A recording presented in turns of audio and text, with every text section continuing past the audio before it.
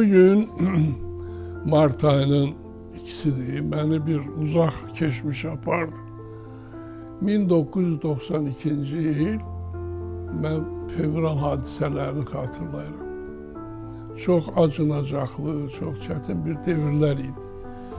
Xocalı hadisesi 26 fevralda ben diyerəm ki, dünyada bugün 20. əsrin en büyük faciəsidir ve bugün de bunu dünyanın birçok ekser ülkeleri tanıdı. Ve sonda da Azerbaycan'ın müzəffər ordusu bizim Xocalı şəhərini de Dağlıq Qarabağ'da azad etti ve şəhidlərimize Allah rəhmət eləsin. Ve dünən de orada büyük bir kompleksin açılışında Cenab Prezidentimizin biz gördük ve bundan fəxr elədik. Ben de bir hadise yadıma düştü. Həmin devirlerde Xocalı hadisesini o Bakı Respublika rəhbərliyi bunu gizlətməyə çalışırdı. Ancaq mən o devirdə Ağdaşlı devirdə milis rəisiydim.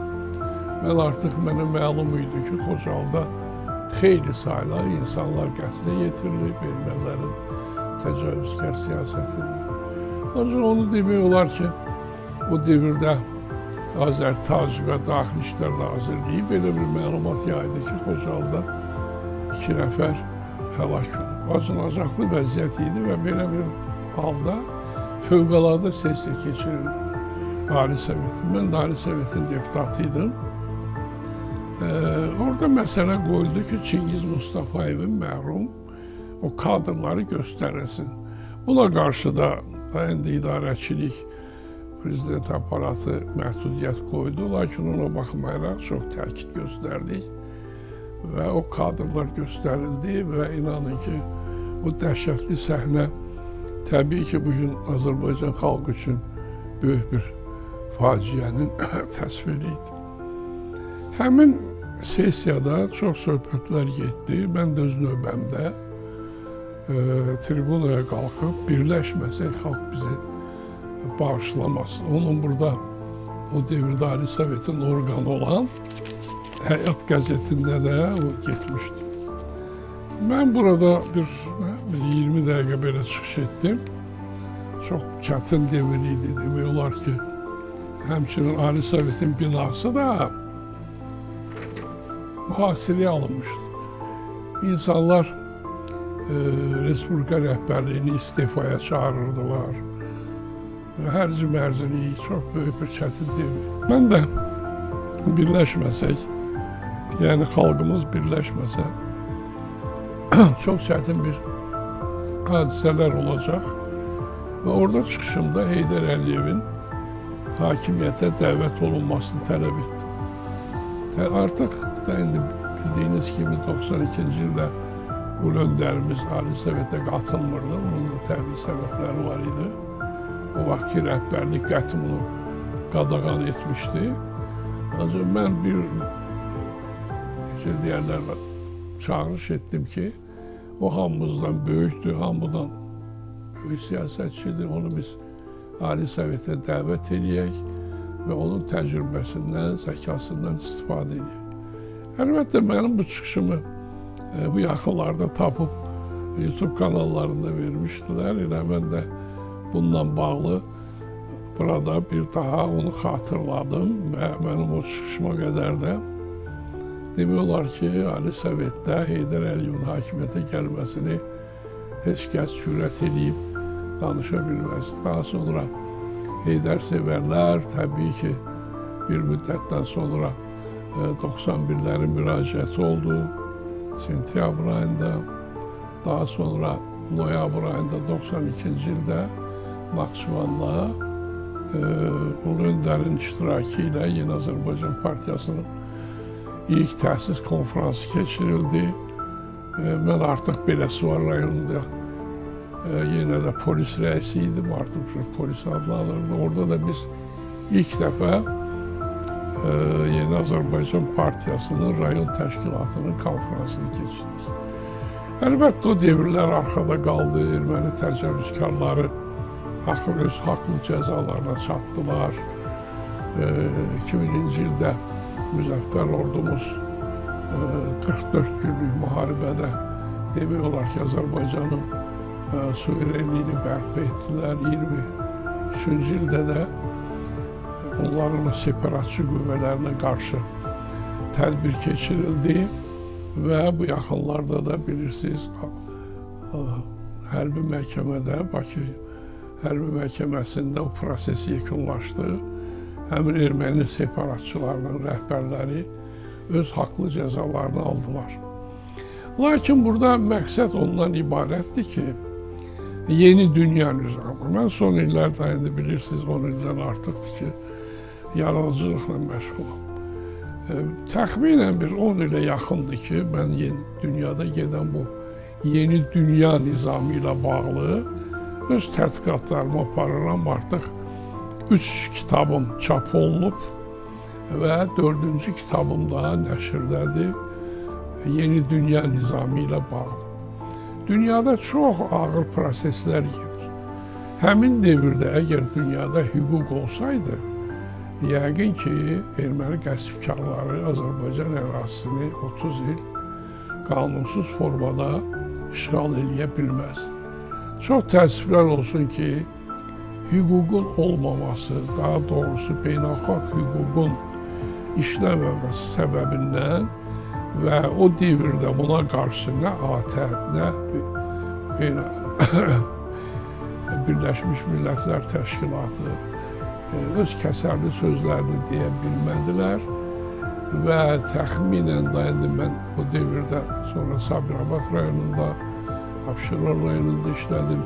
100 minlərlə qaçqının o faciəli, çətin həyatının şahidi oldum. Lakin sonda, dediyim kimi, çox uğurlu əməliyyat nəticəsində biz Qarabağımızı işğaldan azad etdik. Artıq 3 ildən 4 ilə yaxındır ki, orada yenidən qurma işləri gedir. Xeyli sayda insanlar öz doğma ev eşiklərinə qayıdırlar və gözəl bərpa işləri gedir. Mən də özüm olmuşam Şuşa şəhərində də, Xankəndində də, Ağdamda da, Xocalda da və Allah qismət eləyəcək ki, bir daha gedib o Xocalı kompleksini də ziyarət eləyəcəm, o şəhidlərimizin xatirəsini yad edəcək. Ancaq mən bir hüquqçu kimi,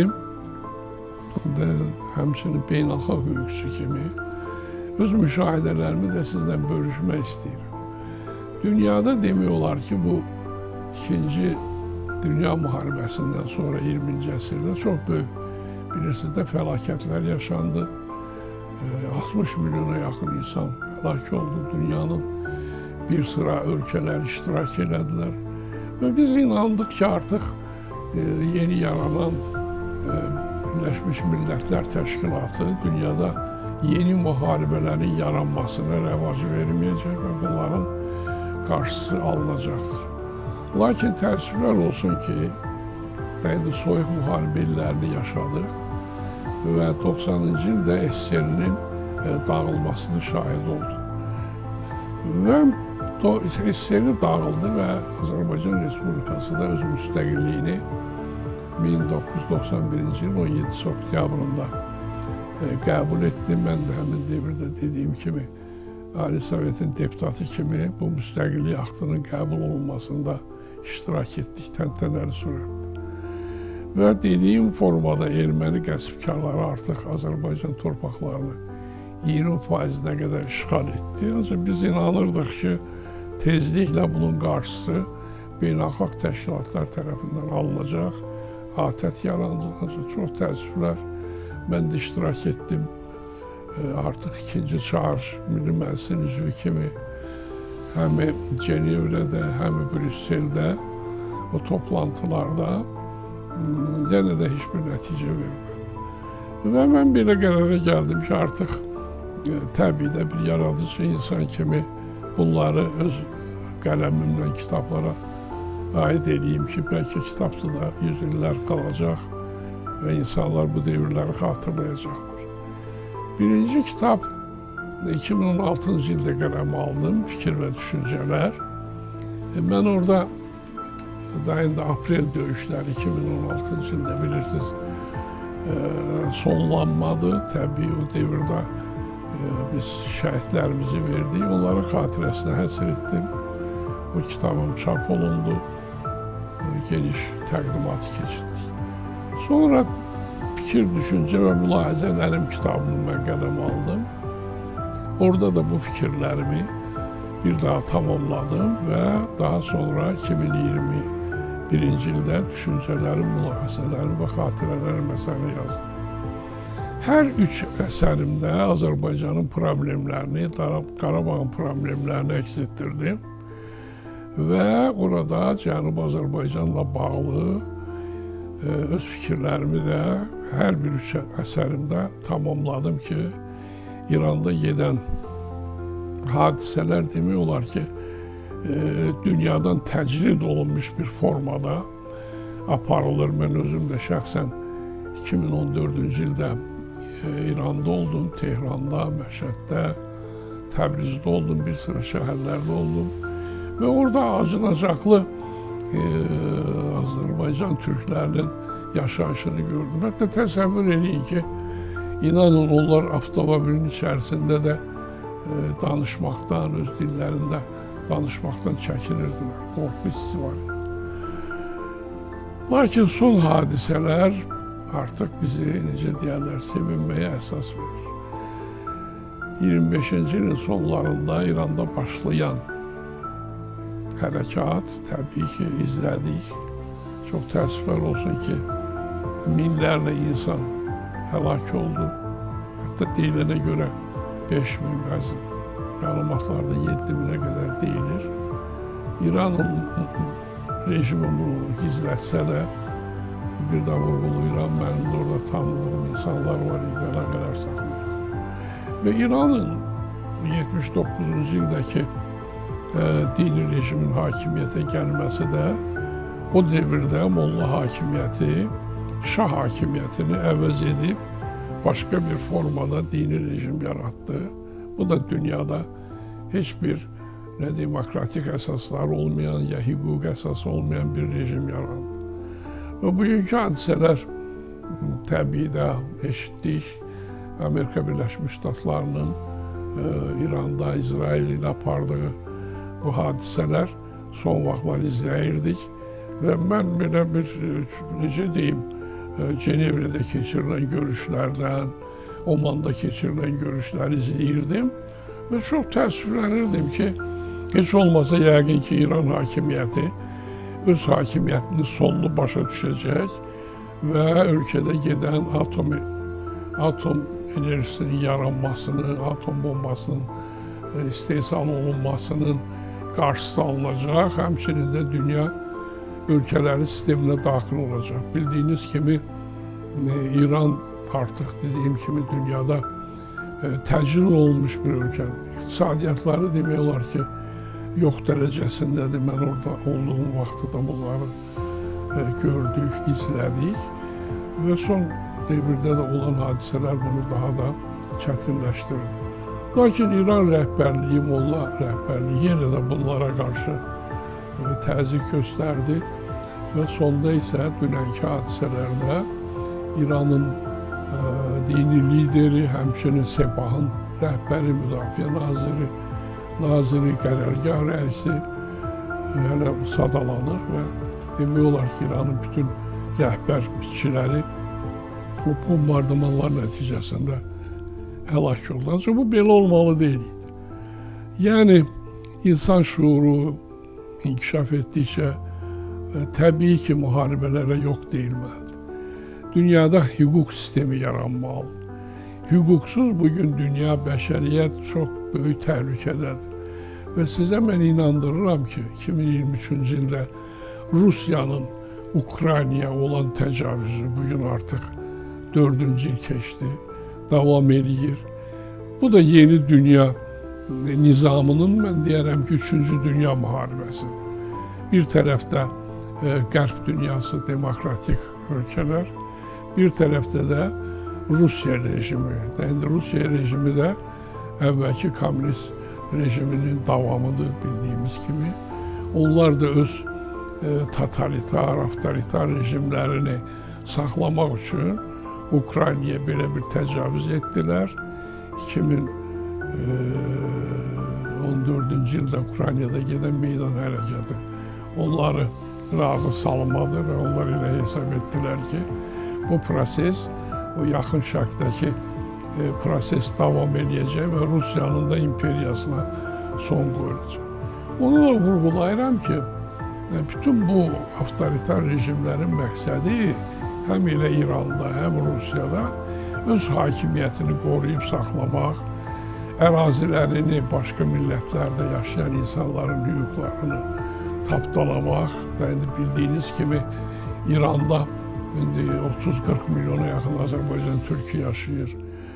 Həmçinin başqa kürdlər yaşayır, başqa ərəblər yaşayır. Həmçinin Rusiyanın ərazisində də onlarla həm türk dilli, həm də başqa millətlərin nümayəndələri var. Bu ərazilərdə olan təbii ehtiyatlar həm Molla rejiminin, həm də Rusiya Putin rejiminin necə deyərlər, qorunub saxlanması üçün öz rejimlərini qoruyurlar ki, həmin o təbii ehtiyatlardan istifadə edib öz insanlıqlarını necə deyərlər, inkişaf etdirir. Ancaq təbii bu mümkün deyil. Bu dəqiqə həm Rusiyada acınacaqlı bir vəziyyət yaranıb. Bizim Azərbaycanlılar da eşidirsiniz, necə deyərlər, vaxtilə orada yaşayan Rusiya vətəndaşlığını qəbul edən insanlar da məcbur olub geri qayıtmaq vəziyyətindədirlər. Həmçinin də İranda da vurğuladım, 30-40 milyona yaxın insanların həm 79-cu ildə onların xeyli hissəsi Avropa ölkələrinə səpələnib. Mən də bunların canlı şahidi olmuşam, əlaqələrim var. Danimarkada, Norveçdə, əsasən bax, Amerika Birləşmiş Ştatlarında bəlkə minlərlə Cənubi Azərbaycanlılar orada artıq 40 ilə yaxındır ki, yaşamaq məcburiyyətindədirlər, öz ölkələrinə gələ bilmirlər. Belə bir çətin durum yaranıb. İndi mən vurğuladım, mənim bu sonuncu əsərim Yeni Dünya Nizamına aiddir. Bu əsərlərinin 4-cü hissəsidir. Orada mən 600 səhifəyə yaxın əsərimdə bunların həlli yollarını açmışam. İndi Allah qismət eləsin, kitab çap olunsun. Bu barədə də mən oxucularıma məlumat verəcəyəm. Və mən elə hesab edirəm ki, tezliklə dünyada hüquq dövləti yaranmalıdır. Hüquqsuz bəşəriyyət heç bir zaman inkişaf edə bilməz. Orta əsrlərdə bilirsiniz də, dini rejimlər vasitəsilə, imperiyalar vasitəsilə insanlar, dövlətlər idarə olunurdu. Ancaq ona baxmayaraq ardı-arası kəsilməyən müharibələr, elə 20-ci əsrin götürün, 1-ci Dünya müharibəsini, 2-ci Dünya müharibəsində 100 milyonlarla insanlar məhv oldu. Mülki əhalidə, hərbilərdə. Ancaq 21-ci əsri biz sülh əsrinə gətirməliyik. Burada da hüquq olmalı. İndi əlbəttə, mən bir yaradıcı insan kimi bunları qələmə alıram və elə hesab edirəm ki, insanların təfəkkürü, şuuru inkişaf etdirilməlidir. Bu inkişafda birinci növbədə təhsil, səhiyyəmiz, ekoloji problemlərimiz həll olmalıdır. Respublikamız götürək, artıq da indi bildiyiniz kimi 30 il ərazimizin 20% işğal altında qaldı. Ona baxmayaraq, heç mən özüm də təsəvvür etməzdim ki, biz Xan kəndində gedib çıxa biləcəyik. Mənim gənclik illərim Qarabağda keçib. İnanın o devirdə, inanın elə Stepanakert gedib gəlmək çox təhlükəli idi. Mən onları öz kitabımda, o Qarabağnamə kitabımda vermişəm. Ancaq artıq mən keçən il Xan kəndinə getdim, Gürcü keçirtdim və indi yəqin ki, Allah qismət eləyəcək bu il Ermənistan-Azərbaycan arasında sülh müqaviləsinə bağlanacaq. Cənubi Qafqaz, elə həm Gürcüstan, həm Azərbaycan, həm Ermənistan respublikaları sülh şəraitində yaşayacaqlar. Artıq müharibələrdə son demək lazımdır. Olan hadisələr ermənilərə də böyük dərs oldu ki, onlar əsassız olaraq, hüquqsuz olaraq, beynəlxalq hüquq normalarını kobud surətdə pozaraq Azərbaycan ərazilərini işğal etdilər, separatçılıq etdilər və son nəticəsi də bayaq vurğuladım, Bakı Ağır Hərbi Məhkəmədə tamamlandı. Ancaq mən elə hesab edirəm ki, biz həm erməni xalqı ilə, həm gürcü xalqı ilə bu Cənubi Qafqazda elə bir gözəl mühit yaratmalıyıq ki, bura dünyanın ən gözəl coğrafi ərazisidir. Həm coğrafi yollarına görə, həm təbii şəraitinə görə, həm turizm mövqeyinə görə buranı inkişaf elətdirsək, yaxın vaxtlarda bəlkə də bütün bu ərazidə yaşayan insanlar, necə deyərlər, təmin olunmuş, yüksək səviyyədə yaşayarlar. Və bunların da öz kitablarımda vurgulamışam. Əsas səbəbləri insanlarımızın şuurunun, səviyyəsinin artırılmasıdır. Təsəvvür edin, mən İrandan gedən verilişlərə baxıram, orada 2 tirəlik var. Bir qrup insanlar qapalı, çadralı, necə deyərlər, bu hadisələri necə belə acınacaqlı vəziyyətdə qəbul edirlər. Bir qrup insan isə sevinir, bayram şənlikləri keçirdirlər. Ancaq mən elə hesab edirəm, yaxın vaxtlarda elə Amerika Birləşmiş Ştatlarının və Avropa ölkələrinin və inkişaf etmiş ölkələrin köməyi ilə İranda da demokratik bir rejim yaranacaq. Orada yaşayan 90 milyona yaxın insanlar da öz hüquqlarını tanıyacaqlar. Yəni bilirsiniz, orada Fars rejimi elə Pəhləvi də devrindən də, Xümeyni vaxtı da öz hüquqlarından məhrum olunub, öz dillərində danışmaqları onlara yasaq olunub. Bu isə 21-ci əsrin qanunlarına uyğun deyil. Bir daha mən tamaşaçılarımızı, seyircilərimizi salamlayıram və arzu edirəm ki, Azərbaycanda gedən bu son 30 ildə bayaq quruladım mənim o çıxışımdan 34 il vaxt keçir. Bu öndərimizin hakimiyyətə gəlişi Azərbaycanda müstəqil suveren Azərbaycan Respublikasının yaranmasına səbəb. Elə həmin devirlərdə, 90-cı illəri Azərbaycanın da vəziyyəti heç də İranla, bugünkü İranın vəziyyətindən fərqli deyildi. Nəysə, Allah qismət eləsin, tezliklə İranda da biz demokratik bir cəmiyyətin qurulmasını şahid olaq və İran da bu Cənubi Qafqazda böyük bir hariyanı təşkil edir, həm coğrafi mövqeyinə, həm təbii ehtiyatlarına görə və bu ərazidə yaşayan insanların hamısı millətindən asılı olmayaraq